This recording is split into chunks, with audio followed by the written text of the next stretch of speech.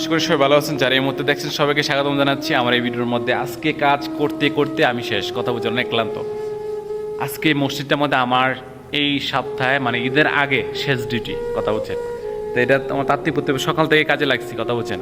মানুষে ইবাদত করবে, নামাজ পড়বে, ও বাইরের মানে সিঁড়িটি যা আছে সব দিয়ে দিছি, একদম পরিষ্কার করে দিয়েছি সুন্দর করে। এখন এই ভিতরে বাকি রয়েছে, ভিতরে কাজ করতে হবে, আবার উপরে উপরে কাজ করতে হবে, সব কিছু করতে হবে, কথা বলছেন। সব কিছু এখন আমার একা করতে হবে, রোজা রেখে, কথা বলছেন।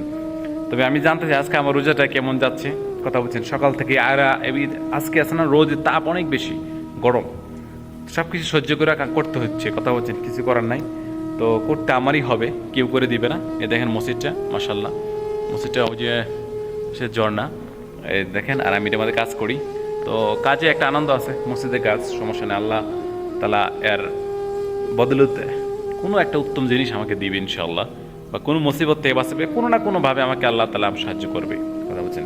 মন থেকে করে দিচ্ছি কাজ, আল্লাহর ঘর মসজিদ, এখানে কোনো গাফিলতি কোনো কিছু নাই। এগুলো সব মুছতে হবে, সব মুছতে হবে। খুতবা দিবে এখানে, আর জুম্মা নামাজ মনে হয় শুক্রবারে ঈদ। তো সবাইকে অগ্রিম জানাচ্ছি ঈদের শুভেচ্ছা। ঈদ মুবারক, ঈদ মুবারক।